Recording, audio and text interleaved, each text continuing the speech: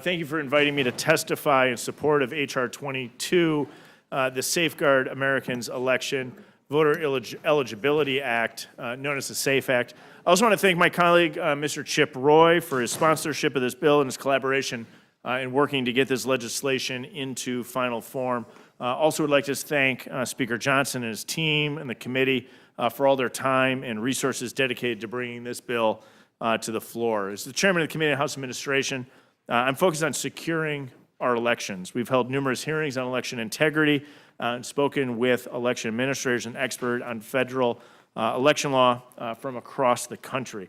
This bill, the SAVE Act, passed the House of Representatives during the 118th Congress with bipartisan support. But unfortunately, it was not taken up by our colleagues in the Senate last Congress, so I'm pleased to see the SAVE Act brought to the floor once again. The SAVE Act will help restore Americans' confidence in our elections. Through the SAVE Act, we'll strengthen our election administration and keep American elections for American citizens. In recent years, we've seen a growing number of jurisdictions across the country allow non-citizens to vote in municipal elections, including right here in our nation's capital. In Washington, D.C., a non-citizen only has to reside in the district for 30 days to be eligible to vote in municipal elections. You can imagine what it would look like if that policy was adopted across the country. The SAVE Act contains critical reforms and strengthens current laws by requiring documentary proof of U.S. citizenship to register to vote in federal elections. 2 months ago, I held a roundtable with secretaries of state from across the country to discuss difficulties they encounter while administering the most recent election. One of their top concerns was the integrity of voter rolls, and we discussed preventing non-citizens from voting. The SAVE Act contains crucial reforms to election law that will help states conduct free and fair elections. The National Voter Registration Act currently requires states to give voter registration forms to everyone who receives a driver's license regardless of citizenship. So, for example, in Illinois, non-citizens can obtain a driver's license, and under the NVRA, these non-citizens are given voter registration forms. And just a few years ago, Illinois had to remove hundreds of non-citizens from its voter rolls. All an application has to do is check a box saying they're a citizen, and the citizenship verification process is over. It's almost hard to believe.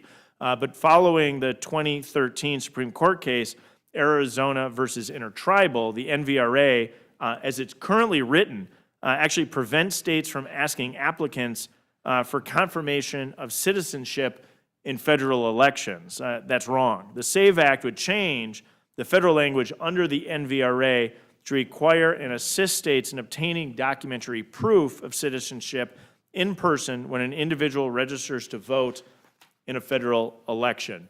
State DMVs can no longer take someone's word for being a citizen. The self-verification method of claiming to be an American citizen does not ensure that American elections are secure. States have tried to enforce documentary proof of citizenship, but the requirement has been shot down by the courts due to preemption. And so the SAVE Act would require states to set up a program to remove non-citizens from their voter rolls. In order to assist with this process, the bill would give states free access to federal and state databases with citizenship information.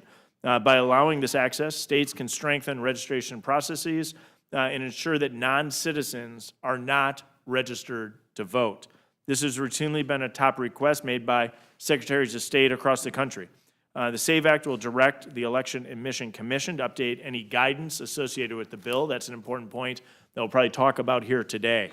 The SAVE Act will also ensure that states with same-day registration can comply with the bill. And finally, the SAVE Act is in line with President Trump's recent executive order on preserving and protecting the integrity of American elections. Many of my colleagues may say that non-citizen voting is already illegal. That's true. In fact, it's illegal for a non-citizen to vote in a federal election.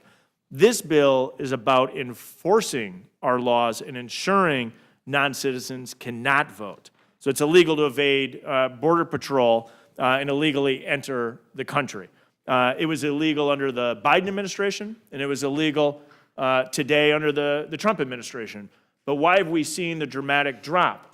Because of enforcement.